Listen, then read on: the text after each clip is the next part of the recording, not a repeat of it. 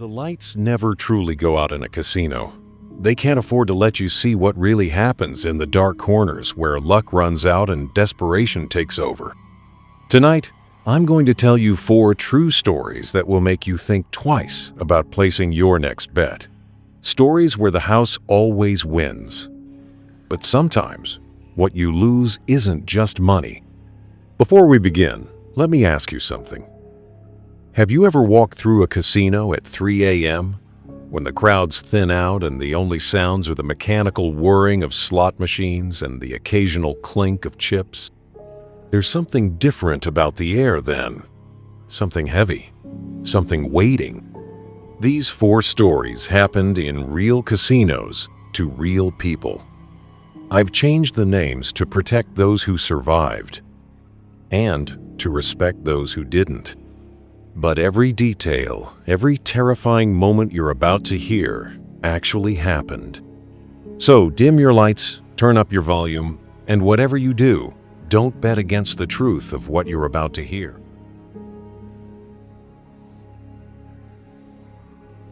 Sarah Martinez had been working at the Desert Mirage Casino in Nevada for 3 years. She'd seen it all, or so she thought. As a security guard on the graveyard shift, she walked the same routes every night, watched the same gamblers lose their paychecks, and dealt with the same drunk tourists. But Tuesday, October 15th, 2019, everything changed. It started with machine 237, a vintage slot machine tucked away in the far corner of the casino floor, where the carpet was more worn and the lights a little dimmer. Sarah had noticed it before, of course. Hard to miss something so out of place among the modern digital machines. The antique slot was beautiful in an eerie way. Brass fittings that had turned green with age, hand-painted cherries and bells that seemed to watch you as you played, and a lever that required real muscle to pull, not like the soft buttons on today's machines. What Sarah noticed first was how lucky people got on machine 237. Not just lucky. Impossibly lucky. She started keeping track in her security log. Every night, someone would wander over to that corner, drop a few coins into the old machine, and hit jackpot after jackpot. Small ones at first, $50, $100, but then bigger, much bigger. The thing is, Sarah knew slot machines. She'd grown up in Vegas. Her dad had worked casino maintenance for 30 years before his liver gave out. He'd taught her that slots are programmed with specific payout percentages. They don't just randomly decide to be generous. But machine 237 seemed to have its own rules. 3 weeks into October, Sarah decided to watch the machine more carefully. She started timing her rounds to pass by machine 237 at different intervals, noting who played it and what happened. That's when she noticed the pattern. The winners all looked the same when they left the machine. Not happy, like you'd expect from someone who just won money. They looked drained, pale, like they just donated blood. And they all had the same expression, a kind of distant, glassy stare that reminded Sarah of her grandfather in his final days at the nursing home. Present, but not present. On October 21, she watched a man in his 50s, well-dressed, obviously well-off, approach machine 237 around 2 a.m. She positioned herself where she could observe without being obvious. He fed $20 bills into the machine. 1, 2, 3, nothing. 4, 5, 6. Still nothing. Sarah could see his shoulders tense with each pull of the lever. Then, on the 7th pull, bells rang. Lights flashed. Coins cascaded into the tray like a metal waterfall. The man had won 2,847. Sarah expected him to celebrate, maybe call his wife, at least smile. Instead, he stared at the pile of coins with an expression of pure terror. His hands shook as he scooped them into a bucket. When he walked past Sarah toward the cashier, she could swear she heard him whispering under his breath, "Please, no more. Please, I can't." Not again. Sarah couldn't let it go. The next day, she did something she'd never done before. She broke protocol and accessed the casino's player tracking system. The man from the night before was named Robert Chen. According to his file, he'd been coming to the Desert Mirage for exactly 3 weeks. Every night, between 1 and 3 a.m. And every night, he played only machine 237. His winnings were staggering. In 3 weeks, Robert Chen had won over 50-0 from that single machine. But here's what made Sarah's blood run cold. According to the system, Robert had only put 200 total into the machine over those 3 weeks. The rest was just winnings. Pure profit. Mathematically impossible profit. Sarah dug deeper. She pulled records going back 6 months. Machine 237 had made 17 different people very, very rich. Some won tens of thousands. Others walked away with 6-figure jackpots.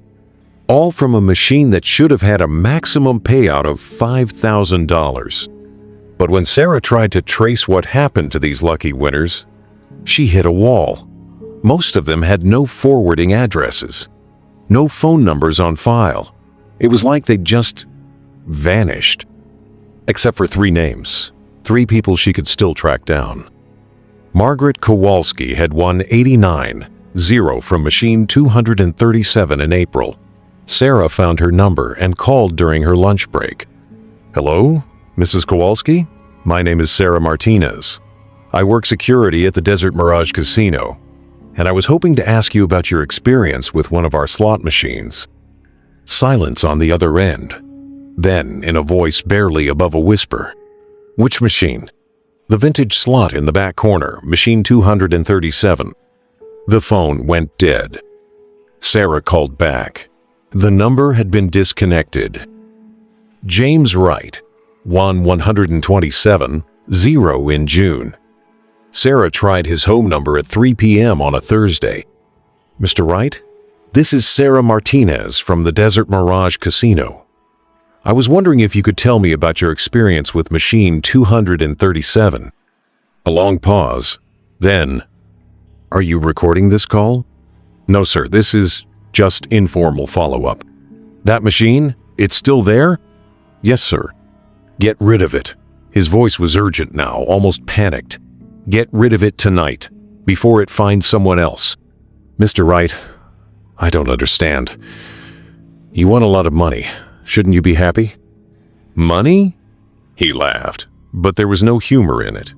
"Lady, I didn't win money. I made a trade. And every day since, I regret it more." "What kind of trade?" The line went quiet for so long, Sarah thought he'd hung up. Then, "It takes something from you every time you win. Something you don't realize you're losing until it's too late. And once you start playing, you can't stop. You keep going back, even when you know what it's costing you." "What does it take?"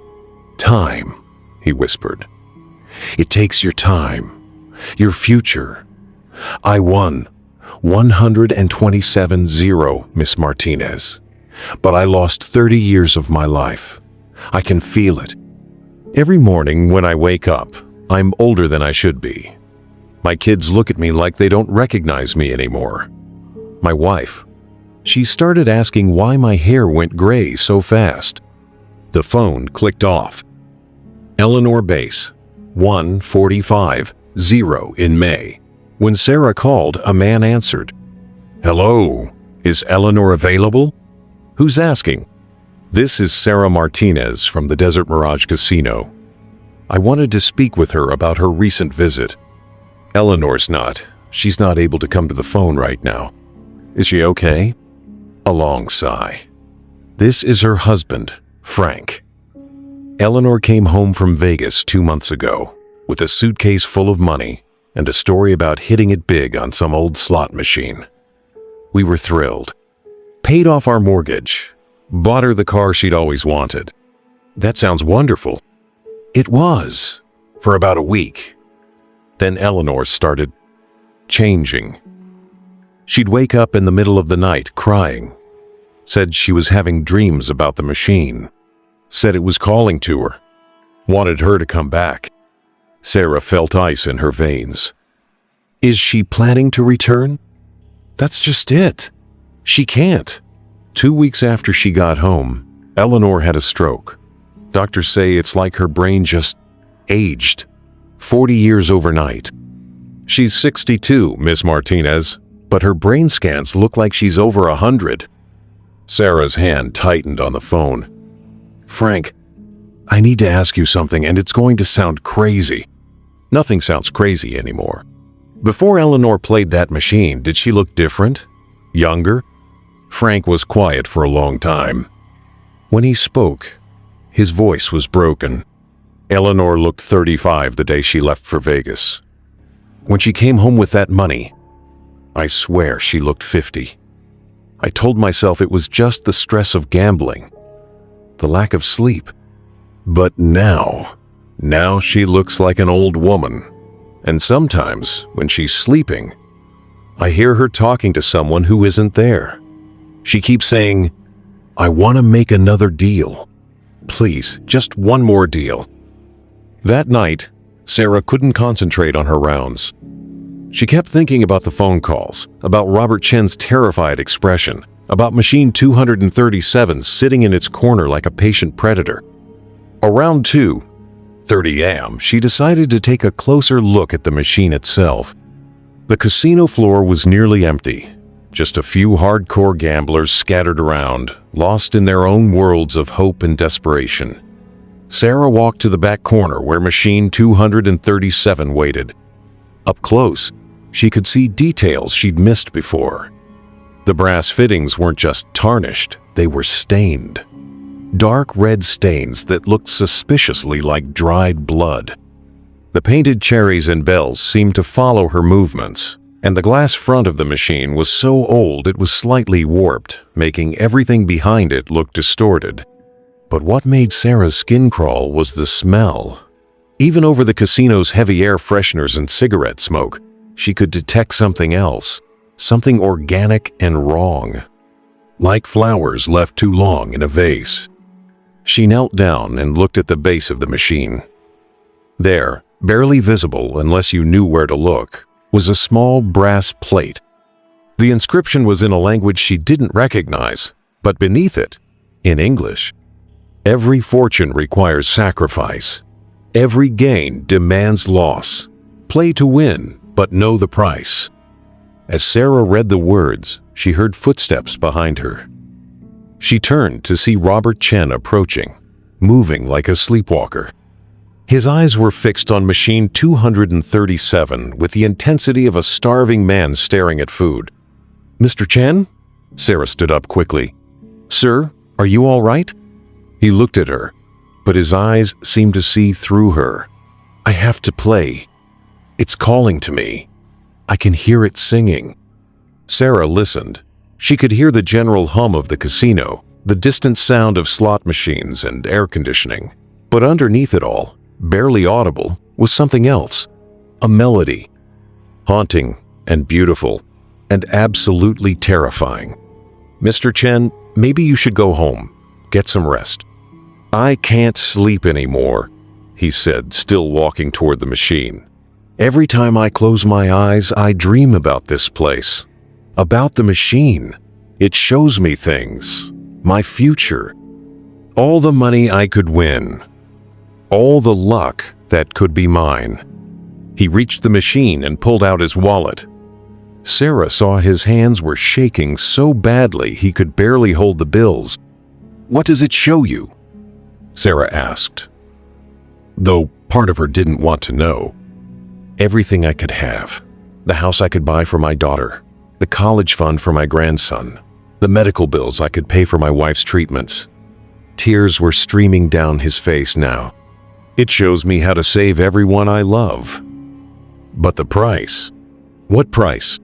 Robert fed money into the machine with trembling fingers. It takes time from my life. Every jackpot costs me years. But what choice do I have? My wife is dying, miss. The treatments are so expensive. And this machine, It's the only way. He pulled the lever. Bells rang. Lights flashed. More money cascaded into the tray. And Sarah watched Robert Chen age 10 years in 10 seconds. Sarah had seen enough. She grabbed Robert's arm as he reached for more money. "Stop. Don't put anything else in that machine." He looked at her with eyes that were now clouded with cataracts that hadn't been there minutes before. "I can't stop. Don't you understand? It won't let me stop. Then we're going to destroy it." "You can't destroy it," Robert said. "Others have tried. The machine always comes back, always finds another casino, another corner to hide in, another person desperate enough to make the deal." Sarah looked at machine 237. As she watched, the painted cherries seemed to wink at her. The brass fittings pulsed with a faint, sickly light. "How long has it been around?" "Forever," Robert whispered. "I've been researching it. There are records going back over 100 years. Different casinos, different cities, but always the same machine. Always the same deal. Luck for time, fortune for life." Sarah made a decision that would haunt her for the rest of her career. She pulled out her radio and called her supervisor. "This is Sarah, in Section 7. I need machine 237 removed from the floor immediately. We have a problem." But when her supervisor arrived 20 minutes later, machine 237 was gone. The corner where it had stood was empty, just a slightly darker patch of carpet where the machine had been. Robert Chen was gone too, though security footage showed him walking out of the casino with a bucket full of coins and the slow, careful gait of a very old man. Sarah's supervisor checked the maintenance logs. According to the records, machine 237 had been removed for repairs 3 hours earlier. But when Sarah called the repair company, they had no record of the pickup. The machine had simply vanished. Sarah quit her job at the Desert Mirage 2 weeks later. She couldn't walk through that back corner without hearing the faint sound of a melody that shouldn't exist. She couldn't sleep without dreaming of brass fittings and painted cherries that moved when nobody was watching. But 6 months later, she got a call from a security guard at a casino in Atlantic City. "Miss Martinez? My name is David Park. I got your number from a friend at the Desert Mirage. I was hoping you could tell me about a machine, an old slot machine with brass fittings and painted fruit. Machine 237. Sarah's blood ran cold. "Where is it?" "Back corner of our casino floor. We've had some unusual activity around it lately. Winners who don't look happy. Players who can't seem to stop. And the strangest thing, I swear I can hear it humming at night, like it's singing to itself." Sarah hung up and immediately booked a flight to Atlantic City. Some stories don't end when you walk away. Some stories follow you, waiting for the next person desperate enough to believe that luck comes free. Machine 237 is still out there, in some casino, in some back corner where the lights are dim and hope runs low. It's waiting for someone who needs money more than they need time. Someone who thinks they can beat the odds. But remember this, the house always wins. And sometimes, what the house takes is more than you ever imagined you could lose. Victor Castellanos was the kind of man who made casinos nervous. Not because he cheated, Victor was scrupulously honest. Not because he caused trouble, he was unfailingly polite to dealers and staff. Victor made casinos nervous because he won. A lot. Over 15 years of high-stakes gambling, Victor had developed what he called the system. It wasn't card counting or any kind of mathematical strategy. Victor claimed he could sense when luck was about to turn. He could feel it in the air, like the electrical charge before a thunderstorm. The Platinum Palace in Monte Carlo had been Victor's hunting ground for 3 years. He'd won over 2 million euros at their tables, always knowing exactly when to walk away. The casino tolerated him because his wins brought in other high rollers. people who wanted to play at the same tables as the legendary Victor Castellanos. But in March of 2020, everything changed. It started with the invitation. Victor found the envelope slipped under his hotel room door on March 13th, 2020. Black paper, gold lettering, sealed with red wax. Inside, elegant handwriting in silver ink. Mr. Castellanos, your reputation precedes you. We would be honored to host you for a private game in our exclusive salon. Tonight, 11 p.m. The stakes will be unprecedented. The management. Victor had heard rumors of private gaming rooms in Monte Carlo, secret salons where billionaires played for stakes that would bankrupt small countries. But he'd never been invited to one. He should have been suspicious. In 15 years of gambling, Victor had learned to trust his instincts above all else, and his instincts were screaming that something was wrong. But Victor had one weakness: pride. The idea that there was a level of play he hadn't reached, games he wasn't invited to, bothered him more than he cared to admit. At 10:55 p.m., Victor presented the invitation to a security guard he'd never seen before. The man was pale and thin, with eyes that seemed too large for his face. Without a word, he led Victor through a series of corridors he'd never seen before, despite years of visiting the Platinum Palace. They walked for what felt like much longer than the casino's actual size should have allowed. The corridors grew narrower, the lighting dimmer. The sounds of the main casino floor faded until all Victor could hear was their footsteps echoing off stone walls. Finally, they reached a door. Heavy wood, no markings. The guard knocked 3 times, paused, then knocked twice more. The door opened. The room beyond was unlike anything Victor had ever seen in a casino. It was circular, with walls of dark wood and no windows.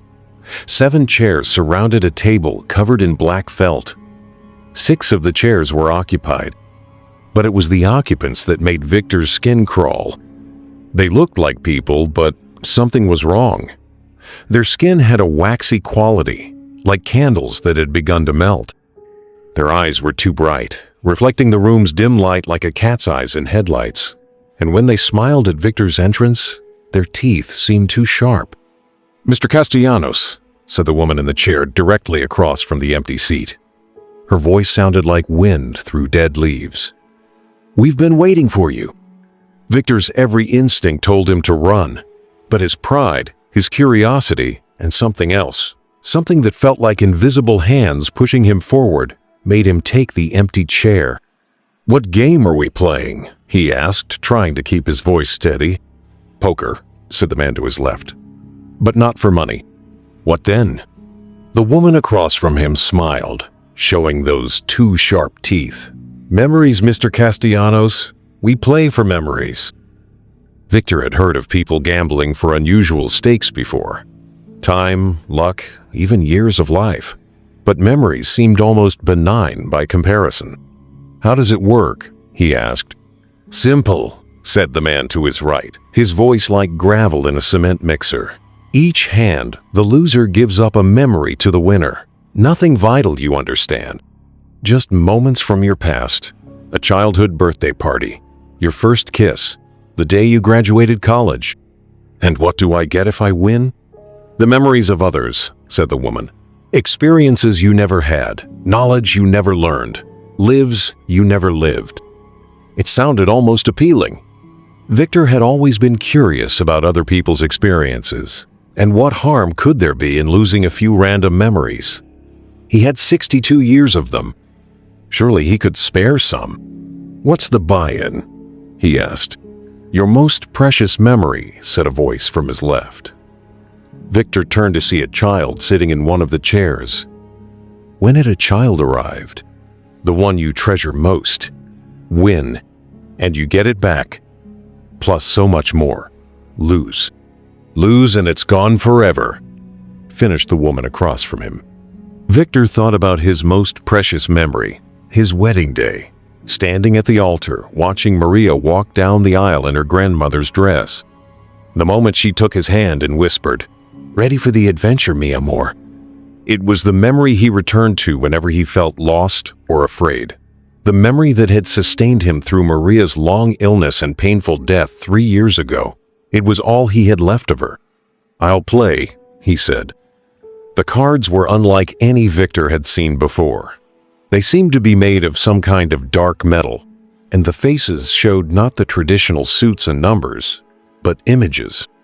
Faces of people he didn't recognize. Places he'd never been. Moments frozen in time. Victor looked at his hand. 5 cards, showing 5 different moments. A woman crying in a hospital corridor. A child blowing out birthday candles. A man in military uniform kissing someone goodbye. An elderly woman feeding pigeons in a park. A teenager receiving a diploma. "These aren't regular cards," Victor said. "These are memory cards," explained the woman across from him. "Each one represents a specific memory from a specific person. When you play a hand, you're betting real moments from real lives." Victor's hand was strange but strong. What looked like a full house in this bizarre version of poker. He bet cautiously, offering up a memory of his 10th birthday party. The others called, each contributing memories of their own. Victor won the hand. Suddenly, his mind was flooded with new experiences. He remembered being 5 years old, running through a field of sunflowers that stretched to the horizon. But it wasn't his memory. The perspective was different. The emotions unfamiliar. He remembered learning to ride a bicycle in a driveway he'd never seen, encouraged by parents who weren't his own. It was intoxicating. For a moment, Victor felt like he lived multiple lives. As the night progressed, Victor's luck began to turn. His legendary ability to sense when fortune would shift seemed to have abandoned him. He started losing hands. With each loss, a piece of his past disappeared. First, he lost the memory of his college graduation. One moment he could recall walking across the stage, hearing his name called, seeing his parents' proud faces in the crowd. The next moment, that entire day was simply gone. He knew intellectually that he must have graduated from university. He had the diploma to prove it, but he couldn't remember any of it. Then he lost his first day at work as a financial analyst. Gone. His first apartment, his first car, his first major gambling win, all erased from his mind like words wiped from a blackboard. "This is impossible," Victor said after losing his 7th consecutive hand. "I should be able to remember these things." "Memory is more fragile than people realize," said the child, who seemed to grow older with each hand played. "It's not stored in one place in your brain, but scattered across neural networks. Remove the right connections, and entire experiences simply cease to exist." Victor tried to focus, to regain his composure, but something was wrong with his thinking. He felt diminished, less than he had been when he'd entered the room. "I want to leave," he said. "You can't leave until the game is finished," said the woman across from him. "Those are the rules." "What rules? Nobody told me I couldn't leave." "Check your most precious memory, Mr. Castellanos. The terms of the game are encoded there." Victor tried to access his wedding day memory, the one he'd put up as buy-in. But when he reached for it, he found only shadows. Fragments. Maria's face, but not her voice. The dress, but not the ceremony. Pieces of the most important day of his life, already being eroded. "You're cheating," he accused them. "We're not cheating," said the man to his left. "We're winning." With each hand Victor lost, the other players seemed to become more solid, more real. Their waxy skin gained color and texture. Their 2 bright eyes became more human. Their sharp teeth softened into normal smiles. And Victor felt himself fading. "What are you?" he whispered, as he lost another hand. This time, the memory of meeting Maria for the first time. "We are what you might call memory vampires," said the woman, her voice now warm and almost maternal. We sustain ourselves on the experiences of others. Most humans are too busy creating new memories to miss the old ones we take. But occasionally, we find someone like you. Someone like me? Someone with a lifetime of rich experiences. Someone who has truly lived. Your memories are particularly nourishing, Mr. Castellanos. 62 years of love, adventure, triumph, and tragedy. You've given us quite a feast. Victor looked around the table. The 6 other players were now clearly human, their faces flushed with health and vitality. He realized with growing horror that they had been feeding on him all night, growing stronger as he grew weaker. "Why me?" he asked. "Because you came willingly," said the child, who now looked like a teenager. "We can only take memories that are freely given. Gambling provides the perfect cover. You chose to bet your memories. You chose to keep playing even when you started losing." Victor tried to remember why he'd accepted the invitation in the first place, but that memory was gone too. In fact, when he tried to remember how he'd gotten to this room, he found only blankness. "How long have I been here?" he asked. "What does it matter?" said the woman. "Time is just another kind of memory after all." Victor was dealt one last hand. By now, so many of his memories were gone that he felt like a ghost of himself. He could barely remember his own name, though something told him it started with V. His cards showed 5 moments he didn't recognize: a woman in a white dress, a house by the sea, a cemetery on a rainy day, an argument in a hospital room, and a moment of profound loneliness. "These are your memories," said the woman across from him. "The last ones you have left. Your wedding day, your honeymoon cottage, your wife's funeral, your last fight before she died, and the first night you slept alone after losing her." Victor stared at the cards. Even looking at them, he couldn't quite recall the events they depicted. They were like photographs of strangers. "If you win this hand," the woman continued, "you get everything back. Every memory we've taken. Plus, you'll gain all of our collected experiences. Centuries of memories from thousands of people.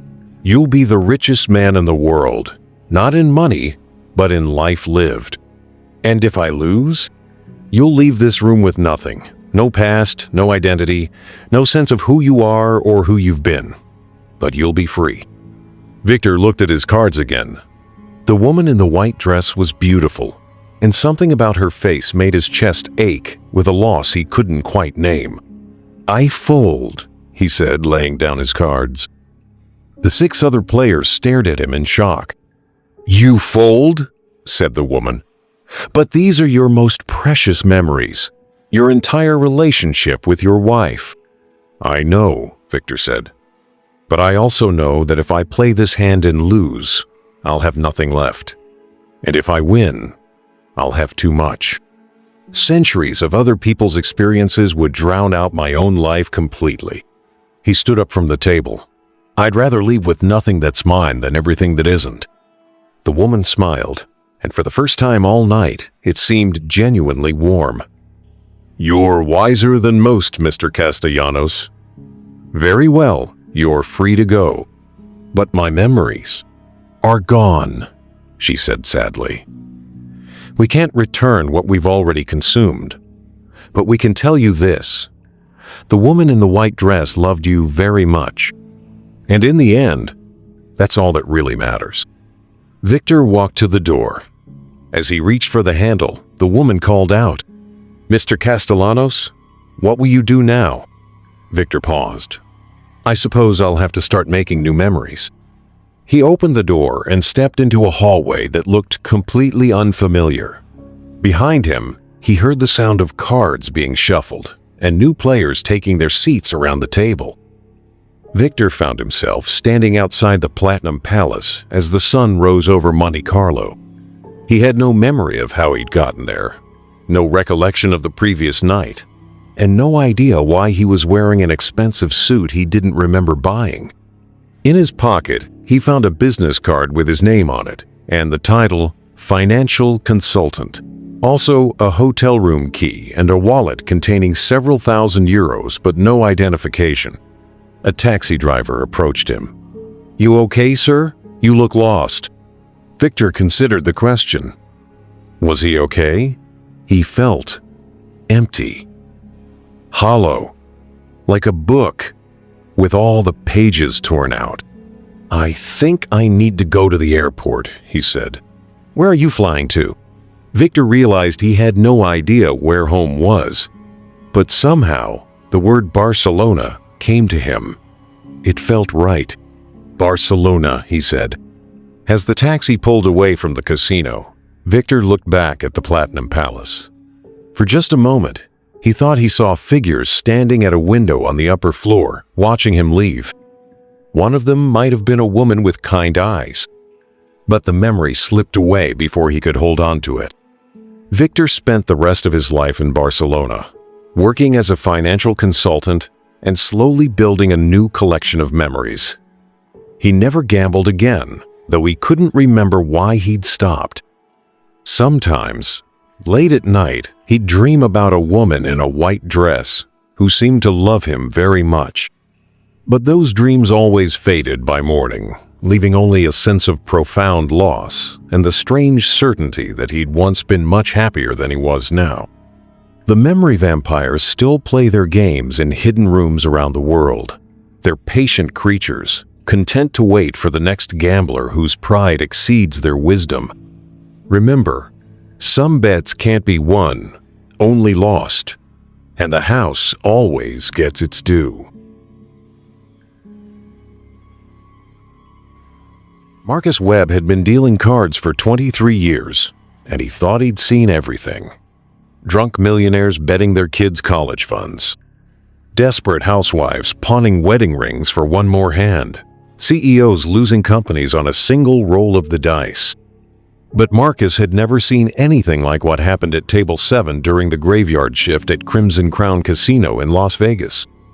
It started on Halloween night, 2021. The casino was busier than usual, packed with tourists in costume trying their luck on the spookiest night of the year. Marcus was working the high-stakes blackjack table, dealing to the usual mix of serious gamblers and thrill-seekers. Around 2 a.m., when the crowds had thinned and the real players emerged, a woman approached Marcus's table.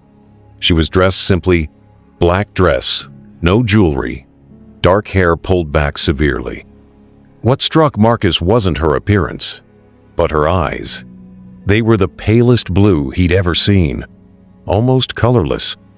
"Good evening," she said, taking a seat at the table. Her voice was soft, but something about it made Marcus's skin crawl. "I'd like to play." The woman placed a stack of black chips on the table. 10, 0 worth. Big money, but not unusual for Table 7. What was unusual was what happened next. Marcus dealt the cards. The woman received a 6 and a 3, totaling 9. The dealer's up card was a king. Any experienced player would hit, hoping to get closer to 21. "I'll stand," the woman said. Marcus almost questioned her decision, but it wasn't his job to give advice. He flipped his whole card, a 5, giving him 15. He had to hit. The next card was a 7. Bust. The woman won with 9. "Congratulations," Marcus said, pushing her winnings across the table. "Lucky break." She smiled, and Marcus noticed her teeth were perfectly white and straight. Too perfect. Luck has nothing to do with it. Over the next hour, the woman won hand after hand, using the most bizarre strategy Marcus had ever seen. She'd stand on 12 when the dealer showed a face card. She'd hit on 18. She'd double down on hands that made no mathematical sense. And she won every single time. By 4 a.m., the woman had turned her 10-0 into 75-0. She gathered her chips and stood to leave. "Will we see you again?" Marcus asked, though he wasn't sure why. "Oh yes," she said. "We have unfinished business, you and I." After she left, Marcus tried to shake off the strange feeling that had settled over him. But for the rest of his shift, he couldn't stop thinking about her pale eyes and that unsettling smile. The woman returned the next night. Same time, same table, Same eerily perfect strategy that defied all logic. Marcus watched her turn another 10-0 into 80-0, winning hands she had no business winning. But it wasn't just her impossible luck that bothered Marcus. It was what happened to the other players at his table. 3 other gamblers had been playing when the woman arrived. A businessman from Chicago, a retired teacher from Phoenix, and a young couple celebrating their anniversary. All experienced players who knew the game. As the night progressed, their luck turned catastrophically bad. The businessman lost 50-0 in 2 hours. Money he claimed was for his daughter's surgery. The teacher lost her entire retirement fund. The young couple lost their honeymoon savings and then some, eventually having to call someone to wire them money for a hotel room. "It's like she's stealing their luck," Marcus muttered to himself as he dealt another losing hand to the businessman while the pale woman collected another massive win. "What did you say?" the woman asked, those colorless eyes fixed on Marcus. "Nothing," he replied quickly, "just commenting on the cards." "Cards don't lie, Mr. Webb," she said. "They simply reveal what was always meant to be." Marcus felt ice in his veins. He'd never told her his name. The next day, Marcus couldn't let it go. He'd been dealing long enough to know when something wasn't right, and everything about the pale woman screamed danger. He started by checking the casino's security footage. The woman appeared on camera, but something was wrong with her image. She seemed slightly out of focus, like the camera couldn't quite capture her properly. Her reflection in the mirrors around the casino was faint, almost transparent. Marcus then called his friend Tony, who worked security at 3 other major casinos on the Strip. "Tony, I need you to check something for me. A woman, pale, dark hair, plays blackjack with impossible strategy but wins every hand. Ring any bells?" "Shit, Marcus. Tell me she's not at your place." "You know her?" "Not personally, thank God. But I've heard stories. She's been making rounds through Vegas for about 6 months now. Always the same pattern. Shows up at a high-stakes table, wins big, then disappears. But here's the thing that'll make your skin crawl." "What?" "Every dealer who's worked her table has quit within a week. And I mean quit everything. Not just their jobs, quit gambling, quit Vegas, some even quit the country. They all say the same thing. She's not human." Marcus felt his mouth go dry. "What do you mean, not human?" "I mean, whatever she is, she's not like us." Jake Morrison dealt to her at the Bellagio. 20-year veteran, nerves of steel. After 3 nights with her, he was found in his apartment, catatonic. Kept mumbling about the debt and what she takes. He's in a psychiatric facility now. That night, Marcus went to work with a plan. If the woman was somehow cheating or using supernatural means to win, he was going to catch her. He'd convinced his supervisor to let him set up additional cameras focused on his table, and he'd arranged for the casino's best security team to watch from the observation room. The woman arrived at exactly 2 a.m., as she had for the past 2 nights. "Good evening, Mr. Webb," she said, taking her usual seat. "Ready for another game?" "Always," Marcus replied, trying to keep his voice steady. As he dealt the cards, Marcus watched her more carefully than ever before. Her movements were fluid, almost hypnotic. Her breathing was so shallow it was barely visible. And when she picked up her cards, Marcus could swear he saw her reflection in the polished table surface waver like heat distortion on asphalt. But it was when she started winning that Marcus noticed something truly terrifying. With each hand she won, the other players at the table seemed to grow paler, more tired. Their eyes lost focus. Their movements became sluggish. It was as if she was draining something from them with every victory. And Marcus realized he was feeling it too. Each time he dealt her a winning hand, he felt a little more tired, a little more hollow. It was subtle at first, but by the 3rd hand, he could barely keep his eyes open. "Feeling tired, Mr. Webb?" the woman asked, her voice now seeming to come from very far away. "I'm fine," Marcus lied. No, you're not. None of you are. You see, I don't just win money when I play. I win something much more valuable. Marcus tried to signal to security, but his hand felt too heavy to lift. Around the table, the other players sat motionless, their eyes staring blankly at their cards. "What are you?" Marcus managed to whisper. "I'm what you might call a luck vampire," the woman said, her pale eyes now glowing with an inner light. "I feed on fortune, on chance, on the mathematical probability that makes gambling possible. Every time you deal me a card, I steal a little of your luck, your life force, your very essence. That's impossible." Is it? Think about it, Mr. Webb. What is luck but a form of energy? What is probability but the universe's way of distributing fortune? I simply redirect that distribution. Marcus watched in horror as the woman's appearance began to change. Her skin became luminous, her hair darker and more lustrous. She was becoming more beautiful, more vital, while everyone around her faded. "The more I win, the more I take," she continued, "and the more I take, the luckier I become. It's a perfect system. I've been playing this game for over 200 years, Mr. Webb. Moving from casino to casino, country to country, taking just enough from each place before moving on. Why are you telling me this? Because you're special, Mr. Webb. In 23 years of dealing, you've never had a bad night. Your tables always pay out just enough to keep players happy, but not enough to hurt the house. You have a gift for managing luck itself." Marcus tried to stand, but his legs wouldn't support him. "What do you want?" "I want to make you an offer. Join me. Become my partner. I'll teach you to do what I do, to take luck from others, and make it your own. We could travel the world together, feeding on the desperate and the greedy. And if I refuse?"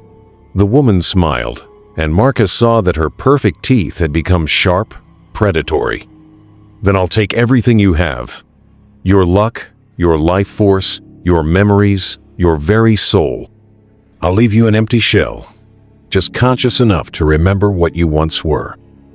Marcus looked around the table at the other players. They were still breathing, but barely. Their skin had taken on a waxy gray pallor. One of them, a young man who'd been celebrating his promotion, looked like he'd aged 20 years in 20 minutes. "You're killing them," Marcus said. "I'm harvesting them," she corrected. "Like a farmer harvests wheat. They came here looking for luck, for easy money. I'm simply showing them that luck always has a price." Marcus felt his vision starting to blur. Whatever the woman was doing to him, it was accelerating. Soon he'd be as lifeless as the others. But then he remembered something Tony had said. Every dealer who'd worked her table had quit within a week. Not died, quit. "The other dealers," Marcus said, "they got away from you." "Some did," she admitted. "The smart ones. The ones who recognized what I was and fled before I could fully harvest them.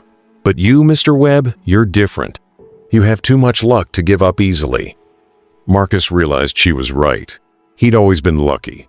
Lucky in cards, lucky in life, lucky in love. It was his natural gift, and she was feeding on it like a parasite.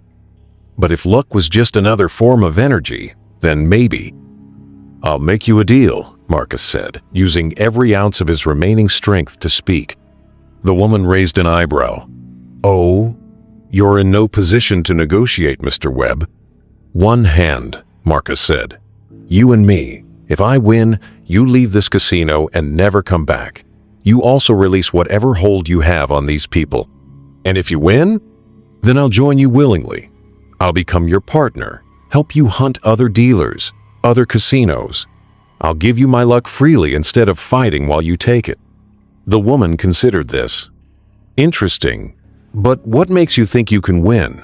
I've been playing this game for centuries." "Because I'm not just going to play with cards," Marcus said.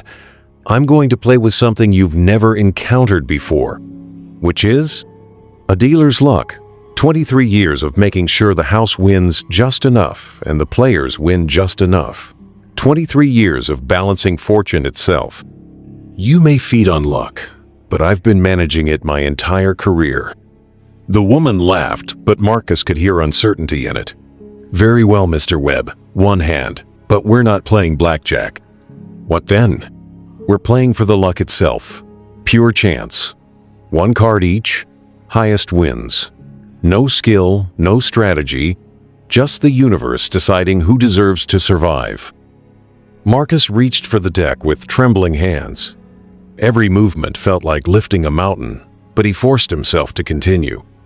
Around the table, the other players watched with empty eyes, their fate depending on the next few moments. "Before we draw," the woman said, "I want you to understand something. If you lose, I don't just take your luck. I take everything.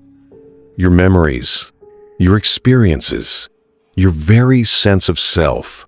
You'll become a hollow shell, aware but empty, for the rest of whatever life I leave you. I understand. And if you somehow win, you'll have made an enemy of something far older and more powerful than you can imagine. I'll find you again, Mr. Webb. Maybe not this year, maybe not this decade, but I'll find you." Marcus thought about the young man at the table who looked like he'd aged 20 years. He thought about Jake Morrison in the psychiatric facility. He thought about all the dealers who'd quit everything after encountering this creature. "I'll take that chance," he said. The woman smiled.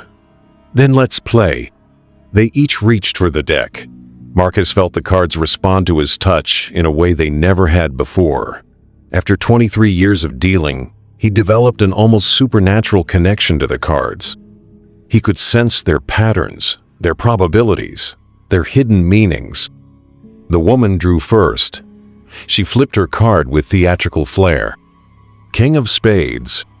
Marcus felt his heart sink. King was the second highest card in the deck. The only way he could win was by drawing an ace. The woman's smile widened. "Unlucky, Mr. Webb. But then again, you don't have much luck left for me to steal." Marcus reached for the deck. As his fingers touched the remaining cards, he felt something extraordinary happen. Every bit of his remaining luck, every ounce of his gift for managing fortune, flowed into this single moment. He drew his card. Time seemed to stop as he flipped it over. Ace of Hearts. The woman stared at the card in disbelief. "Impossible. I had taken almost all of your luck. There was nothing left." "You took my personal luck," Marcus said, feeling strength returning to his body. "But you couldn't take my professional luck. 23 years of making sure the right cards come at the right time. That's not personal fortune, that's skill." Around the table, the other players began to stir. Color returned to their faces. Their eyes regained focus. Whatever hold the woman had on them was breaking. "This isn't over," she hissed, her beautiful facade cracking to reveal something ancient and hungry underneath. "You've won one hand, not the war." "Maybe not," Marcus said, "but I've won enough." The woman gathered her chips, but as she stood to leave, Marcus noticed something important. She was no longer glowing with stolen vitality. If anything, she looked diminished, as if losing the hand had cost her more than just money. "By the way," Marcus called after her, "what's your real name?" She paused at the edge of the table. "Names have power, Mr. Webb. If I told you mine, you might be able to use it against me. Then I'll just have to find it myself." The woman smiled, but this time it was tinged with genuine respect. "You're more dangerous than I thought. Perhaps that's why the cards favored you tonight." She walked away, disappearing into the casino's shadows. Marcus never saw her again, but he heard stories. Other dealers, other casinos, other encounters with the pale woman who stole luck like a thief, steals wallets. Marcus quit dealing 6 months later. Not because he was afraid, but because he'd realized something important during that final hand. Luck wasn't something to be hoarded or stolen. It was something to be shared, to be used responsibly. He opened a small gambling addiction counseling center in downtown Las Vegas. His unique understanding of how luck and probability really worked made him extraordinarily effective at helping people understand the true cost of gambling. And sometimes, late at night, when the desert wind howled through the city, Marcus would feel a familiar chill. He'd look out his window, expecting to see pale eyes watching from the darkness. But she never came back. Maybe she'd learned to respect the luck of others. Or maybe she was just waiting for the right moment to try again. Marcus kept a deck of cards on his desk as a reminder. Ace of Hearts on top, a symbol that sometimes, even when everything seems lost, luck can still surprise you. But remember, luck, like all power, comes with a price, and the house always expects to collect. The Riverside Casino in St. Louis was dying. Not literally, of course, but financially. The Riverboat Casino that had once been the crown jewel of Missouri gambling was hemorrhaging money, losing customers to newer, flashier competitors across the river in Illinois. General Manager Patricia Holbrook had been fighting to keep the Riverside afloat for 3 years. She'd cut staff, reduced overhead, even sold some of the casino's most valuable assets. But nothing worked. The numbers kept getting worse. In October 2022, Patricia received the call she'd been dreading. The casino's parent company was shutting down the Riverside. They were giving her 30 days to close operations and lay off the remaining staff. That's when Patricia made the decision that would haunt her for the rest of her life. She decided to place one final bet. Not with money, but with something far more dangerous.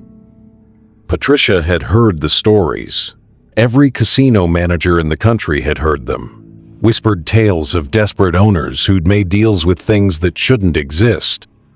Bargains struck in back rooms with entities that could guarantee success, prosperity, packed floors, and winning streaks. The stories always ended the same way. The casino would flourish for exactly 13 months. Then something terrible would happen. Accidents, suicides, mysterious disappearances. The price for supernatural success was always paid in blood. Patricia had always dismissed these stories as folklore, urban legends passed down by stressed-out managers looking for someone to blame for their failures. But now, with 30 days left and 200 employees depending on her, Patricia was willing to try anything. She started by researching every supernatural casino story she could find. Most were clearly fiction, but a few had too many details, too many corroborating witnesses to dismiss entirely. The most consistent story involved a man called the Broker, always described the same way. Tall, thin, impeccably dressed in a suit that never seemed to wrinkle. His eyes were said to be completely black, like pools of oil. And he always appeared when a casino was about to close, offering owners a deal they couldn't refuse. Patricia spent weeks trying to find some way to contact this broker. She visited occult shops, consulted with supposed psychics, even posted cryptic messages on underground gambling forums. Nothing worked. Then, on her final night as manager of the Riverside, Patricia received a visitor. Patricia was in her office at 3 a.m., packing the last of her personal belongings, when she heard a knock on her door. "We're closed," she called out. "Not for me," came a voice from the other side. "Miss Holbrook, I believe you've been looking for me." Patricia's blood ran cold.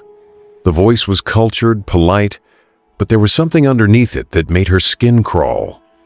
She opened the door. The man standing in the hallway matched every description she'd read. Tall, thin, perfect suit. But it was his eyes that confirmed her worst fears. They weren't just black. They were empty, like looking into deep space. "May I come in?"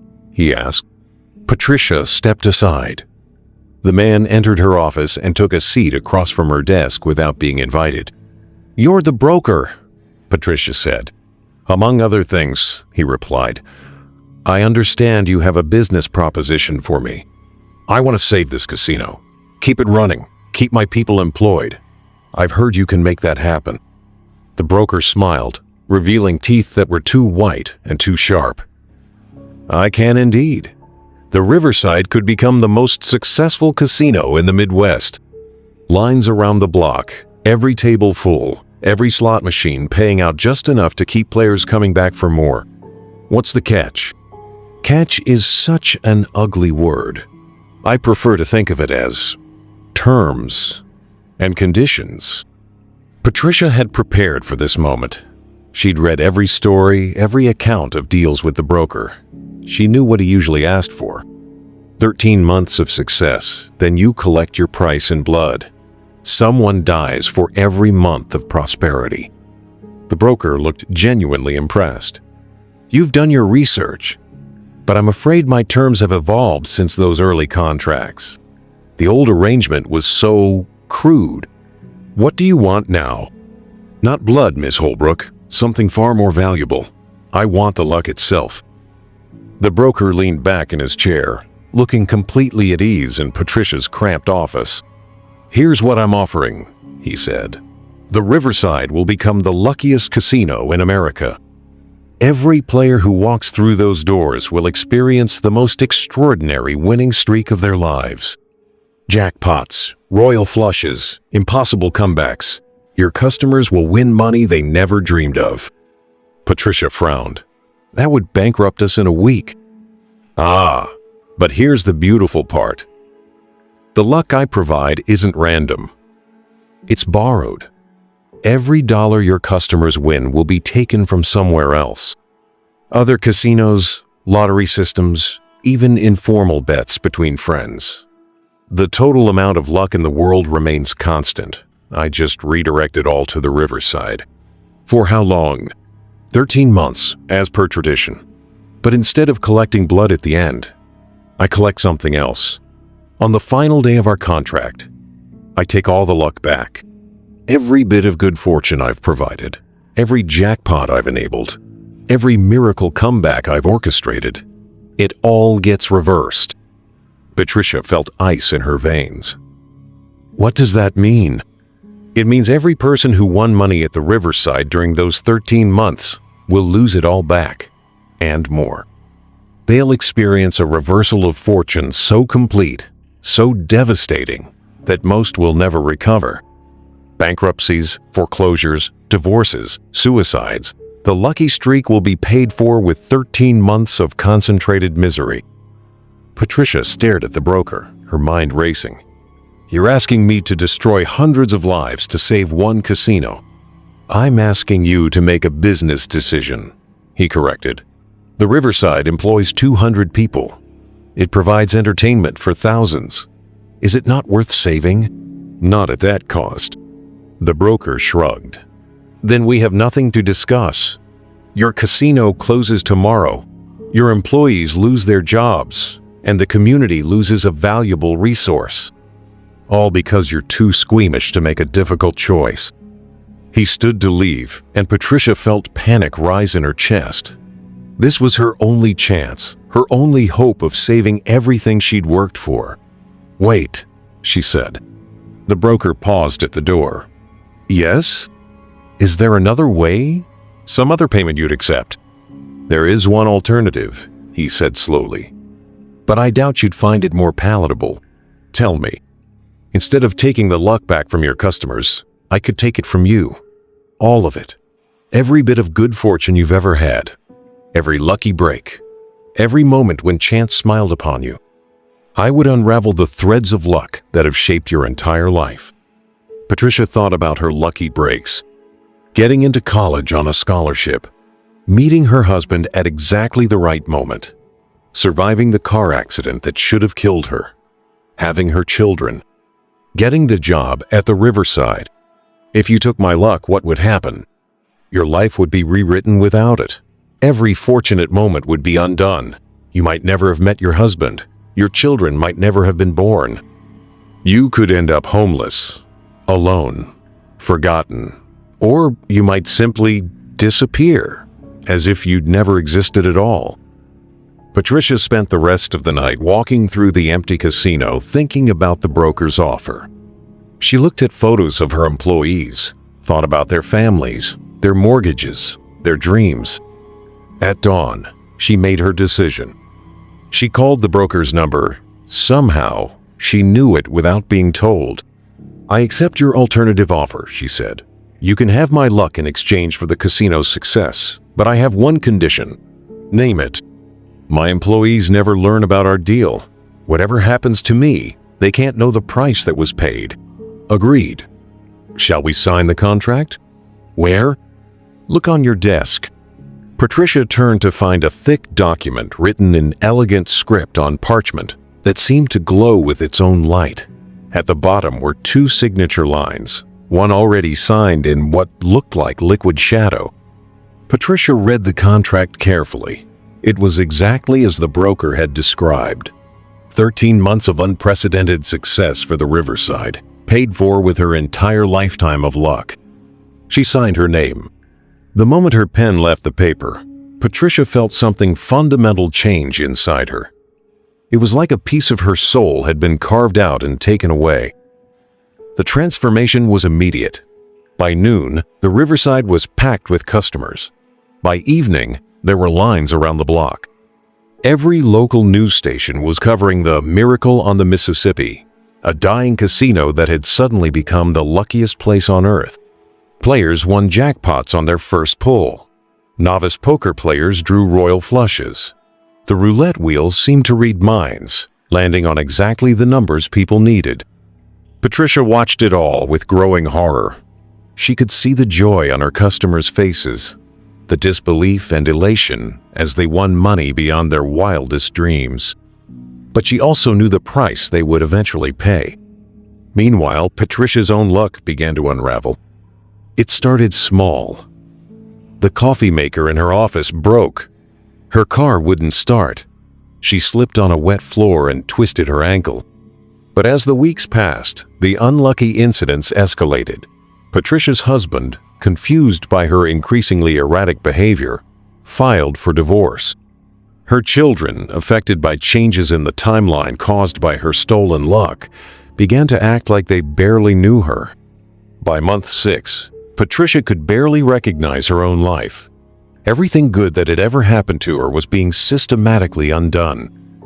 As the Riverside's success continued, Patricia's existence became a nightmare of constant misfortune.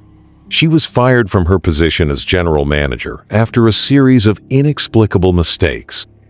Her house was foreclosed on due to a clerical error that emptied her bank accounts. Her health deteriorated as every minor injury and illness escalated into major problems. But the worst part was watching her customers. Patricia had taken to visiting the casino incognito, observing the players who were unknowingly racking up a debt of misery that would come due in just a few more months.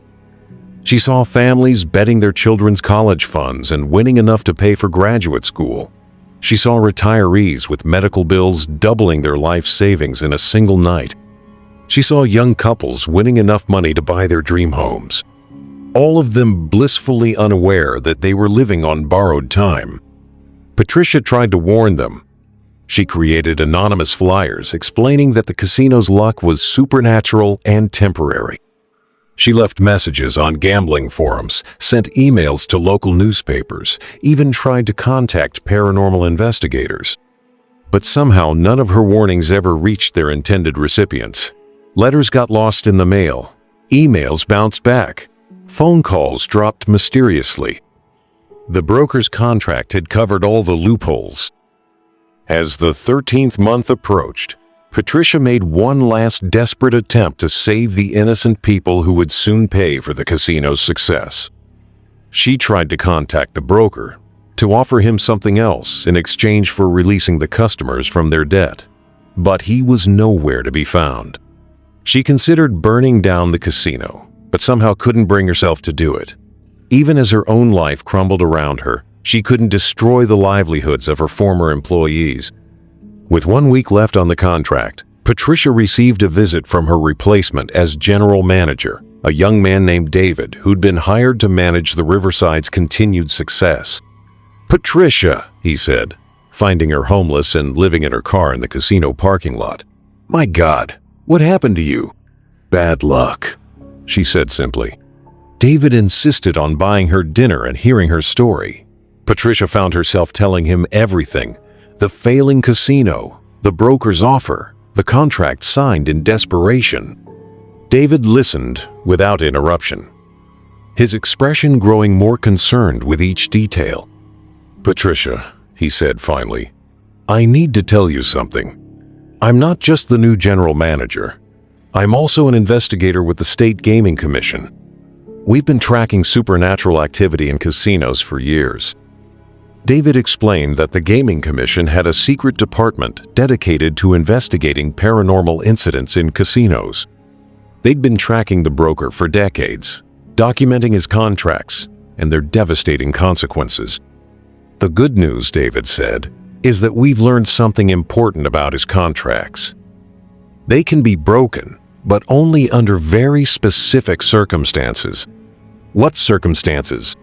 "The person who signed the contract has to be willing to sacrifice themselves completely. Not just their luck, not just their life, but their very existence. They have to choose to be erased from reality entirely to save the people they've endangered." Patricia felt a strange sense of relief. "That's not so bad. My life is already destroyed. What's the difference between having a terrible life and having no life at all?" "The difference," David said gently, "is that if you choose erasure, no one will ever remember you existed. Your children will have no mother in their memories. Your husband will have no recollection of your marriage. Every life you've touched will be rewritten as if you were never born." Patricia thought about this. It meant her children would grow up without a mother, but they would also be spared the pain of losing her. Her husband would never experience the heartbreak of their divorce. Her employees would succeed or fail based on their own merits, not her supernatural bargain. "How do I do it?" she asked. On the final day of the contract, Patricia stood in the center of the Riverside's casino floor at exactly midnight. Around her, hundreds of customers continued to play, unaware that their supernatural luck was about to run out. David had given her instructions. She needed to speak the words of release at the exact moment the contract expired, willingly offering her existence in exchange for breaking the broker's hold on the casino's customers. As the clock struck midnight, Patricia felt the broker's presence fill the room. She couldn't see him, but she knew he was there, ready to collect his due. "I invoke the right of ultimate sacrifice," Patricia said in a clear, strong voice. "I offer my complete existence to break the contract and release all affected parties from their debt." The casino went silent. Every slot machine stopped spinning. Every conversation ceased. Even the air conditioning seemed to pause. The broker materialized in front of Patricia, his black eyes reflecting the casino's lights like dark mirrors. "Are you certain?" he asked. "This cannot be undone. You will not simply die. You will never have been. No one will mourn you because no one will remember you." "I'm certain," Patricia said. The broker smiled. "Very well. But know this. Your sacrifice will save these people, but it won't save the casino. Without supernatural luck, the Riverside will still fail. Your employees will still lose their jobs. You're trading your existence for nothing." Patricia looked around at the frozen customers, at the casino floor she tried so hard to save, at David who had given her this final chance at redemption. "Maybe," she said, "but at least they'll fail honestly." Patricia began to fade. She could feel herself being erased from reality, her memories and experiences being unwoven from the fabric of existence. But as she disappeared, she saw something beautiful. All around the casino, the customers were changing. The supernatural glow in their eyes faded, replaced by normal human awareness. They looked at their impossible winnings with confusion, then with growing understanding that something unnatural had been happening. Most of them cashed out and left immediately, grateful for their winnings but disturbed by the experience. A few stayed to play with their own money and their own luck, experiencing the normal wins and losses of honest gambling. The Riverside closed 6 months later, but it closed cleanly. The employees found new jobs. The building was converted into a community center. The supernatural luck that had propped it up was gone. But so was the terrible debt that would have destroyed hundreds of lives. David filed his final report on the incident, then promptly forgot about it. The Gaming Commission's files on Patricia Holbrook disappeared from their records. Security footage showing her at the casino was mysteriously corrupted. Patricia Holbrook had never existed. But sometimes, late at night, casino employees around the world report seeing a woman in the shadows of their gaming floors. She watches over players, subtly discouraging them from making bets they can't afford, quietly warning them away from games that seem too good to be true. They call her the Guardian, a protector who sacrificed everything to save strangers from making the same mistakes she once made. The broker still makes his rounds, still offers his deals to desperate casino owners. But his success rate has dropped significantly. Too many managers have heard whispered warnings about contracts that seem too good to be true. And sometimes, when a casino owner is about to sign a supernatural contract, they hear a woman's voice whispering in their ear. The house always wins. But make sure you know what you're really betting.